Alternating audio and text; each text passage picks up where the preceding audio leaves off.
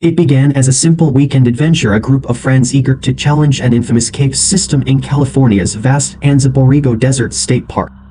They arrived on April 18, 2012, at a site known locally as Royautepote, celebrated for its sprawling network of mud caves. Tunnels, skylights, and precarious sinkholes twist through the area, enticing thrill seekers to explore each hidden passage.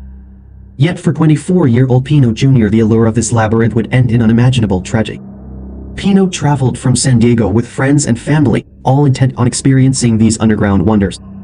The region's highlight is a so-called hidden cave, notorious for its deceptive terrain. Despite its obvious dangers, Pino felt both excited and confident.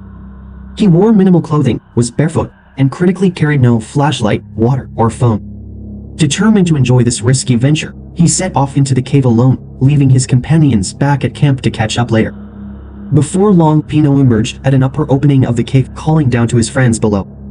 He urged them to bring shoes and join him, though they warned it might take a while to climb up the steep, unstable slope. Impatient and brimming with adrenaline, Pino decided to press deeper into the cave system by himself, assuring them he would simply play around inside for a bit. With that, he vanished into the darkness. At first, Pino moved with confidence through narrow, sloping passageways of loose soil, leaning against the walls to keep his balance. Small landslides of mud crumbled under his bare feet, leaving telltale trails behind. However, the further he went, the more the cave's treacherous nature revealed itself. The smooth floor turned slick, the earth more fragile, and the passages increasingly hard to navigate. Still, his excitement overrode caution, and he ventured on. Not long after, his friends arrived at the spot where Pino had called out, only to find empty silence. They shouted his name into the cave but heard no reply. Lacking proper lights or gear, they couldn't follow him safely, so they waited, initially believing he would soon return. As dusk approached, with no sign of Pino, an undercurrent of anxiety settled over the group. They called out repeatedly, hoping for a response, but only the echo of their voices returned. Unbeknownst to them, Pino's situation was growing desperate. Deep inside the so-called hidden cave, Pino had entered a steeply descending tunnel lined with unstable clay and rock fragments.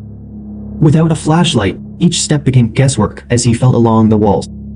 At some point, he tried to pass through a vertical crack that was barely wide enough for his shoulders. This fissure was dangerously prone to collapse, with chunks of mud and gravel raining onto his hands and face. Halfway through, disaster struck. The floor beneath him gave way, and he fell nearly 9 meters, about 30 feet, into a vertical shaft. Slamming hard at the bottom, he lost consciousness for a moment. When he came to, he realized he was pinned in place, buried up to his chest in loose soil that had collapsed around him. He couldn't move both legs, and his lower torso were wedged tightly by crumbling debris.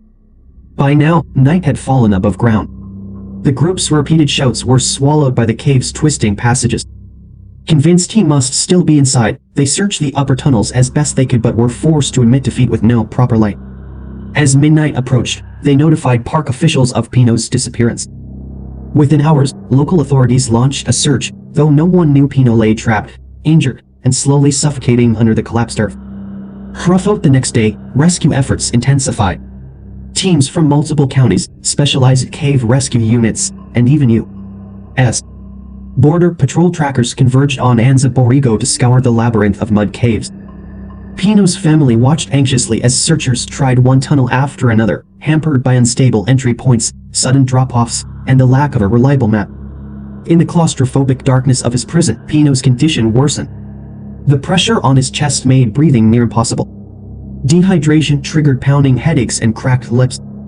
Each attempt to shift caused more soil to trickle in around his mouth and nose, suffocating him further. Pain radiated through his body, and terror gave way to a numbing hopelessness. When darkness fell again, rescuers had to suspend the search. Each new morning brought a fresh wave of determination, but no tangible progress. As one official put it, locating Pino was like trying to find a needle in a haystack. On April 16, 8 days after he went missing, the San Diego Sheriff's Department officially ended their search, concluding that they had exhausted every resource. Pino's odds of surviving that long in such conditions were deemed virtually non-existent. Still, his devastated family refused to abandon hope. They organized their own volunteer efforts, posted flyers, and even hired a private investigator. Finally, a breakthrough arrived 27 days after Pino disappeared. Using specialized equipment, the private investigator lowered a remote camera down a narrow fissure deep within the hidden cave system. The images it relayed shocked everyone watching. Trapped in a vertical shaft, with mud and rubble piled over his torso, was Pino's lifeless form. There was no sign of life, only a haunting silence. Though heartbreaking, this discovery gave the family closure. Retrieving his remains, however, posed a new and extreme danger. A specialized mine rescue team from Los Angeles arrived, working alongside local cave explorers in a delicate, 3-day operation. One group excavated from above, carefully removing soil to prevent further collapse, while 2 other teams dug from below, hoping to clear enough space to free Pino's body. Eventually, they succeeded, but the state of his remains was deeply disturbing. Despite being partly buried in mud, his face was still recognizable, and his rigid limbs bore multiple injuries. The final image was a stark reminder of his desperate struggle in the cave's final moments. Pino's story stands as a grim testament to the perils of exploring unstable cave systems without adequate gear or caution. Anza Borrego's mud caves appear deceptively harmless from the outside but can become a lethal trap in seconds.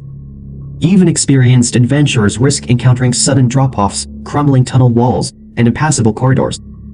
Pino's tragic fate underscores how, once you are buried or pinned beneath shifting soil, rescue may be nearly impossible, especially when no one knows exactly where you are. In the aftermath, Pino's family hoped their loss could serve as a cautionary tale for others drawn to these rugged landscapes. The region's stark beauty hides treacherous terrain, and proper preparation, flashlights, maps, safety gear is not just recommended, but essential. Above all, Pino's final hours should remind us that nature's allure can mask hidden dangers, and a split-second misstep can transform excitement into catastrophe.